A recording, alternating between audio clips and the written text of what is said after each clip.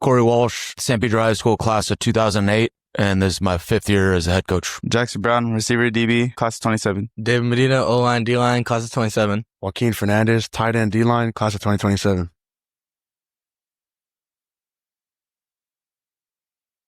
All right, Coach, just go ahead and give me an opening statement, your expectations for this year, some things you're looking for out of your offense, defense, all around, and anything from last year that you want to improve.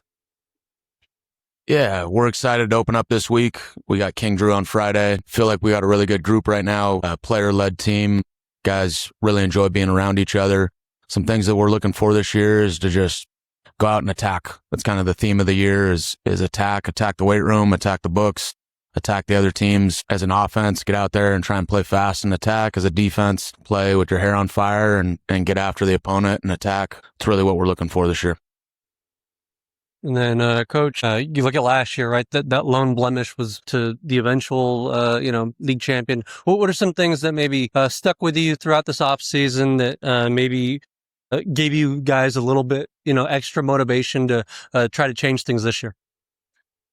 Our guys are really motivated. I thought it was a tough way to end the year last year against Crenshaw in the playoffs and the rain game. We felt that was a pretty tough way to go out. We weren't really able to play our game on offense, too many mistakes. So I think that was a big motivation going into the offseason, and every day that was something we were thinking about, trying to redeem ourselves from that little letdown we had.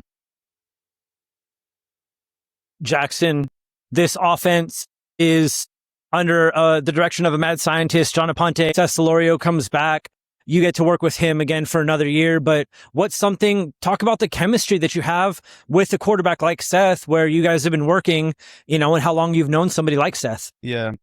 Me and Seth are really close. I've been throwing with him since I was in 7th grade. I originally tried out for a 7-on team, and that's the first time I met him, and ever since then we were just inseparable. We couldn't leave each other. We were just always throwing together. And then remind me again, how many of you guys are also playing on defense? All right. Just tell me about, the identity of this defense and things that you guys, hope to improve on going into this season. We're go-getters. All of our guys, we're going to attack all game. We're just going to bring the intensity all the time. For us as a defense, we just want to be able to run to the ball, play fast, play physically. We want to be the most physical team in the city. For the defense, our coach just said, our team is attack, and I think we just want it more than the other team. That's it. David, you're one of the top offensive linemen in the area. What kind of work have you been putting in to show that it's not just about what happens on paper, but what shows up on your film on Fridays? This offseason, I was working a lot with giant skills, as well as me and Joaquin. We would always work with giant skills, and it's not just about me either. Our whole O-line, we would all come out, work with giant skills with Coach Nick Ford, and it's not all about just the field. You got to learn all the blocking techniques, all your assignments. It's not just about the field. It's what you can do off the field as well. Coach, just as far as the makeup of your roster, as far as returners go, about how much your team is coming back, and are there any newcomers that you're particularly excited about and contributing for you this year? Off the top of my head, probably 5 or 6 returners, both on offense and defense. And we're really excited. We feel like our O-line, our D-line is going to be the strength of our team. We obviously got Jaxon and a good quarterback coming back. There's some kids coming up from the JVs that are going to be expected to contribute. And we're really excited about it.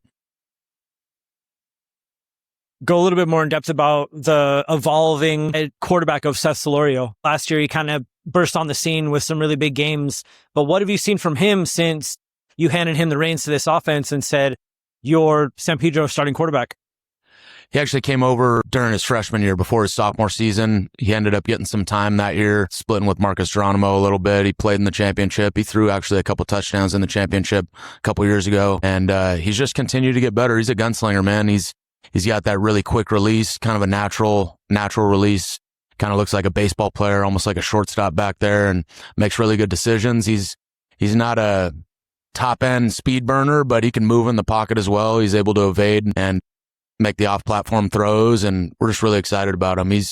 I think he broke 8 to 10 school records last year, and he's probably got 3 more that he's going to break this year. it's possible it'll go down as one of the best quarterbacks in school history is what I would say. And then, Coach, as far as your non-league schedule goes, what are some things you're hoping to find out about your team and, as you build up and get ready for the Marine League? Yeah, we're really just worried about Friday. That's, to be honest with you, we're taking things one week at a time, one game at a time. We want to try and do the little things right. We want to study the film outside of being on the field and just try and play fast. We're really, really just trying to play fast, whether it's offense, defense, special teams, be up tempo, run to the football. And our guys are really bought into that, and we're excited about it. Joaquin, both sides of the ball, what position do you play on offense? Tight end. Tight end. Being a extension of the offensive line, how big is it for you to put in the work with these guys, knowing how big the offensive line is for the success of this offense? I know my boys will basically ride or die for me. So obviously, I'm going to do the same thing for them. For me, it's just, I'm willing to compete every day. Obviously, they're going to give their best efforts. I'm going to try to give my best efforts. And, I got to work day in, day out, produce for the O-line, protect my quarterback, and just produce for the team overall. David, same thing, but a little bit different. You're one of the stalwarts on this offensive line. Did you start as a sophomore? Yeah. Too? So you started as a sophomore last year, and then now you're heading into your senior year. What's something in regard to legacy that you're looking to leave at San Pedro, whether it's work ethic, or competing for a Marine League title and a city crown? Yeah, I want to remember it as just a guy who was willing to give my 100% every day, a guy who was always willing to ride or die for his teammates, just a guy who brought the energy every single day and was just known as one of the most physical, just nastiest players that we got. And then for all the players, just tell me one thing that, that's kind of got you excited about this upcoming season, especially, knowing the months that it takes to prepare and knowing that the season's finally here. I'm just excited to show everybody what we're about because we're getting doubted a lot. People don't believe in us, so we're just excited to prove everyone wrong. That's what I was going to say too. I'm excited because everyone's doubting us, and I really just want to show them what we all know, that we're the most physical team in the city. David and Jackson kind of summed it up. A lot of people doubting us, but we know what we can do. We know what we can provide for the city section. And, every day, every week, we're going to show out and just prove those wrong. Coach, this one's for you. Coaching staff added a quarterback that has seen time at Redondo, moved on and played in college, worked under Coach Aponte. But talk to me about the addition of Jack Alexander to this coaching staff and how much you're looking forward to seeing what his potential is to add to this coaching staff. Yeah, Jack's been awesome. We're really blessed to have him. He fits right in from day one. He joined us in the summer in July, and it was just kind of a seamless transition. Him joining us kind of makes me feel like I'm a little bit more freed up to focus on defense a little bit, which has helped me find a little bit more balance, not just in football, but honestly in my life, make me feel like I have a little more energy every day. He's just great energy. Seems like he's really excited to be here, and we're excited to have him. And it's been nice to get Seth a little bit extra one-on-one coaching during practice, and he just brings a wealth of knowledge to the staff. You get to learn from your dad on a daily basis. How instrumental is your dad as far as knowledge is concerned, having him continue to be on staff? We couldn't do it without him. Absolutely. He's the backbone of the program. He built the program. You just got to summarize it by saying we couldn't do it without him. He helps on both sides of the ball, O-line, D-line. He's integral to our run game and our scheming it up on defense. And it's been just really, really great working with him and being able to work side by side. All right, this one's for the players. Gentlemen, I know the goal is a Marine League title. I know the goal is competing for a city crown, but what's something aside from those accolades that you're looking to leave your mark when somebody says, I want, this is what I remember Jaxon Brown for. This is what I remember David Medina for. This is what I remember Joaquin Fernandez for. What do you want them to say about you 5-10 years down the road?